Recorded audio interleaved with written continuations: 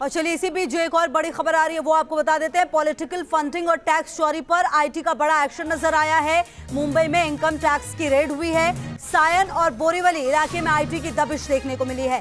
कई कारोबारियों के ठिकाने पर आईटी की रेड नजर आ रही है। तो पिछले कुछ समय से आयकर विभाग जिस तरह से कार्रवाई कर रहा है, आप देखिए अब ये मुंबई में सायन और बोरीवली इलाके में आईटी की दबिश नजर आई है। अभिषेक पांडे हमारे सहयोगी, ज्यादा जानकारी के लिए इस खबर पर हमारे साथ। अभिषेक, कई कारोबारियों के ठिकाने पर आईटी की रेड हुई है, कौन है ये कारोबारी, क्या जानकारी मिल पा रही है?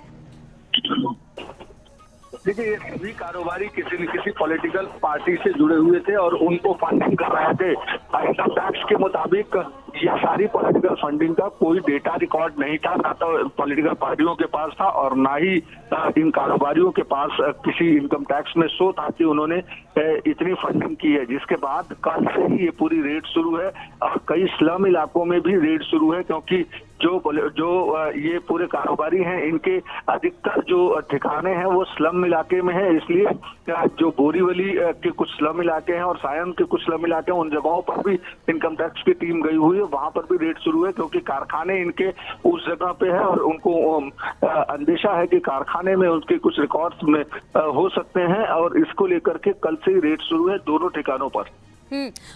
चलिए, और अभिषेक, कहीं ना कहीं देखिए ये भी देखने को मिल रहा है कि चाहे पॉलिटिकल फंडिंग की बात हो या टैक्स चोरी पर, आईटी लगातार एक्शन में है और उम्मीद है कि आने वाले समय में कई बड़े नाम भी सामने आ सकते हैं।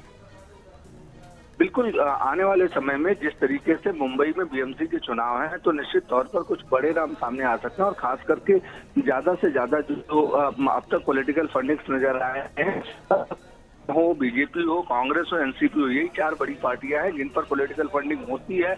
और ऐसे में मुंबई की बात करें तो मुंबई में सबसे ज्यादा पॉलिटिकल फंडिंग बीजेपी और शिवसेना को होती है। हालांकि ये नाम सामने नहीं आया है कि किस पार्टी को पॉलिटिकल फंडिंग हुई है, लेकिन पॉलिटिकल फंडिंग के कुछ सबूत मिलने के बाद इनकम टैक्स ने बोरीवली और सायन के कुछ इलाकों में रेड किए कारोबारियों के अलावा उनके जो कारखाने हैं स्लम में, वहां पर भी रेड की हुई है और रेड अभी भी चल रही है। बिल्कुल, लगातार नजर रहेगी। बहुत शुक्रिया आपका इन तमाम जानकारियों के लिए अभिषेक।